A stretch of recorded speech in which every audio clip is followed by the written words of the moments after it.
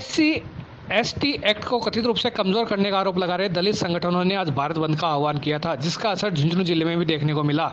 लेकिन शुरुआती खबरों के मुताबिक झुंझुनू जिले के 3 कस्बों में आंदोलनकारियों ने सारे कानून को ताक पर रखकर उत्पात मचाने में कोई कसर नहीं छोड़ी। झुंझुनू अपडेट आपको बंद के लिए हर पल अपडेट करता रहेगा। सबसे पहले जिक्र कर लेते हैं चिड़ावा का। आप जो तस्वीरें देख रहे हैं यह है चिड़ावा कस्बे की, जहां पर आंदोलनकारियों ने दुकान को लूटने की कोशिश की, लेकिन जब कामयाब नहीं हुए तो सामान बिखेर कर चले गए। जानकारी के मुताबिक दलित समाज के लोग रैली के रूप में बाजार में पहुंचे, जिसके बाद व्यापारियों ने बाजार बंद कर लिए थे।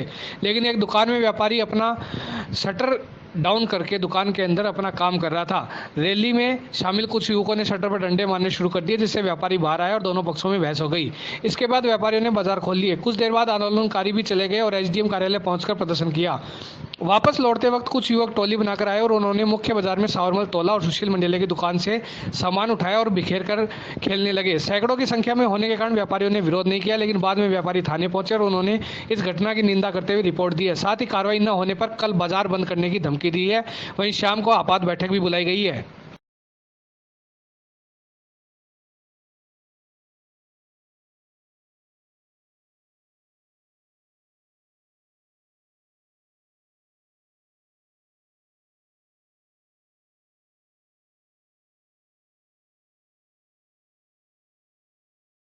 नहीं चलेगी, नहीं चलेगी, नहीं चलेगी, तानाशाही नहीं चलेगी, नहीं चलेगी, नहीं चलेगी।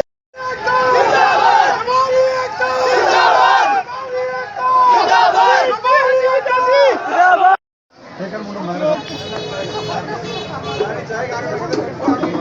ये दुकान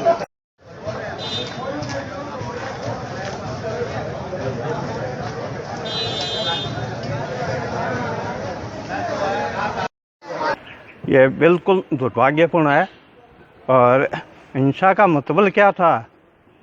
पहले कोई ये मीटिंग करते, कोई बात करते, शाम को 7:30 बजे एक पेपर दे के गए थे कि कल हम बंद रखेंगे, तो इसका तो कोई मतलब नहीं है। व्यापार मंडल ने कोई समर्थन नहीं दिया है और दुकानें अगर खुली है तो शांतिपूर्वक उनसे रिक्वेस्ट करते, और कोई लूट खसोट करनी ये तो अच्छी बात नहीं, परंपरा गलत है। ये 3-4 दुकानें तो मेरे ध्यान में, और भी भीड़ में एक आधी हुई हो तो पता नहीं। ये तो मैं तो गुंडागर्दी कहूँगा।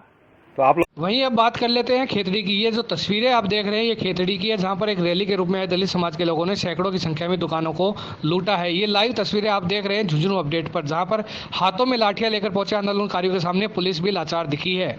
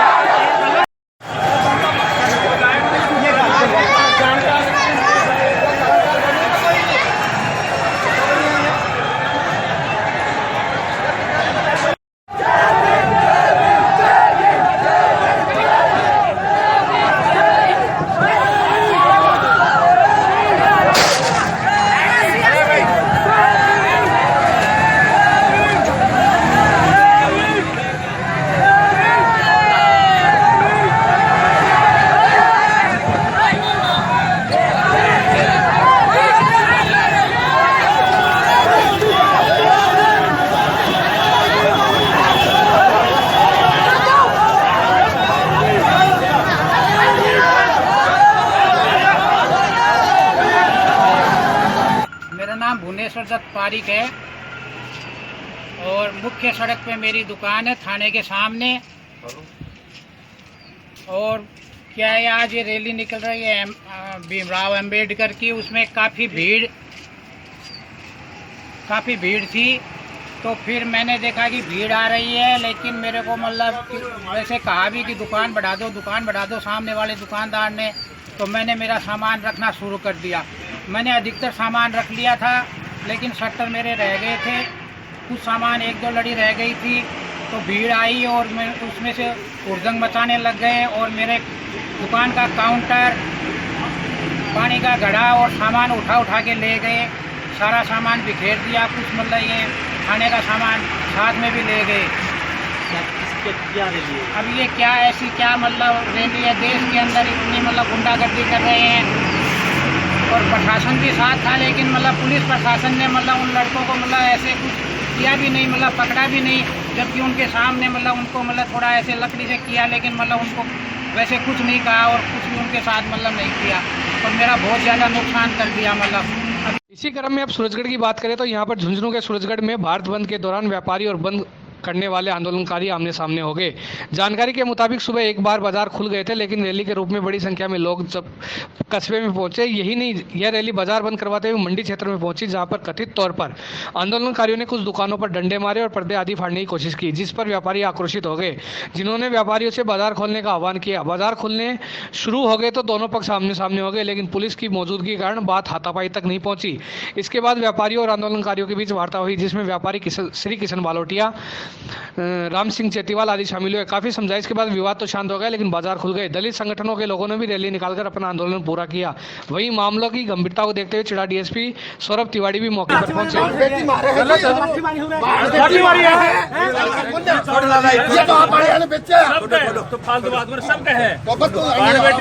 कस्बे में थोड़ा है, वो सही है, वो सब एक ही है, दुकान खोलो एक ही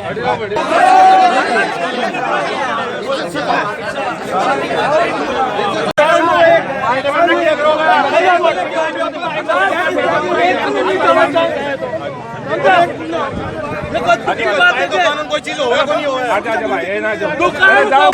कुछ है सामाजिक तत्व आकर के करीब 100-150 लड़के जो कि 20 से 30 मंडी में आकर के सबके हाथों में लाठियां थी और गुंडागर्दी करने लगे। एक दुकान के ऊपर, मंडी की दुकान के ऊपर उनका पर्दा फाड़ दिया गया, उनसे हाथों करने लगे। जब वो इकट्ठे हो गए, उनके पीछे ही मकान है, मंडी की करीब दुकानों के पीछे रेजिडेंस है, तो व्यापारी लोग कहाँ जाए?